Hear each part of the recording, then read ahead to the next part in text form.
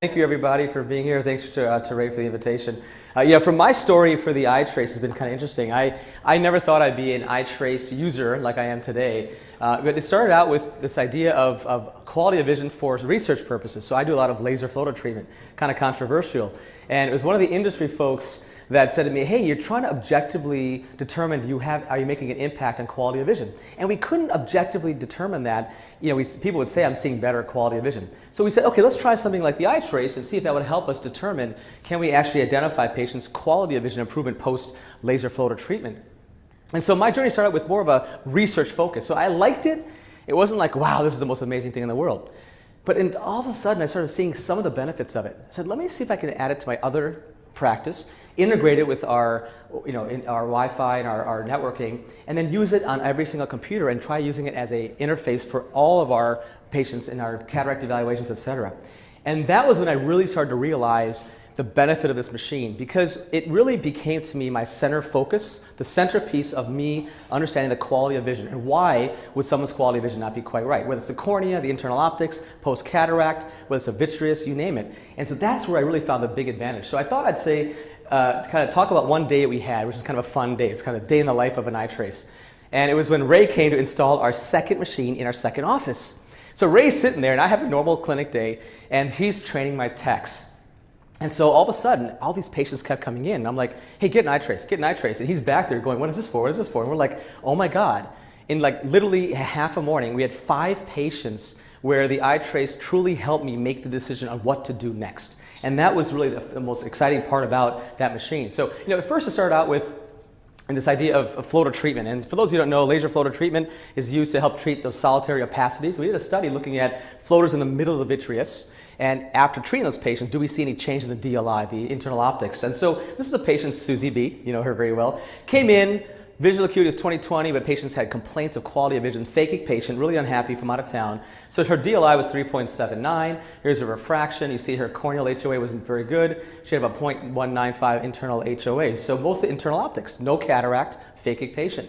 We did the treatment on her, and the next day, because we're going to do her other eye, on that first eye, 10, the refraction didn't change, her corneal AHOA didn't change, only the internal optics changed.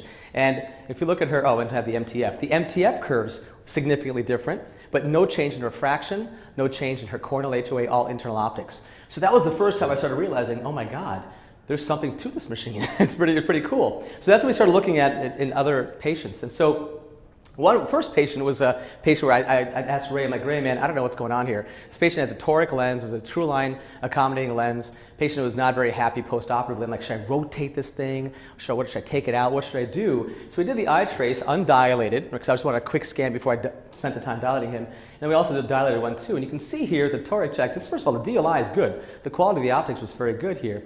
And so it looked good scan. You see the corneal topography here showing astigmatism there on the cornea. We did the toric check. And what was really cool about the toric check, it said, well, you have this astigmatism here, and your lens is aligned perfectly. So you have good alignment. You didn't screw up the alignment there, Paul. And so it said, if you rotate this thing, you're not going to get anything. So why go back to the operating room to rotate this thing? You're just going to make the person miserable and have more complications. But what was really wild is when we look at the toric check, you look at the toric data here, you see that the cornea had, 1.3 diopters of cylinder, but now the patient has 2.68. So I actually see here at 167, I have now that current astigmatism here. So I flipped the axis.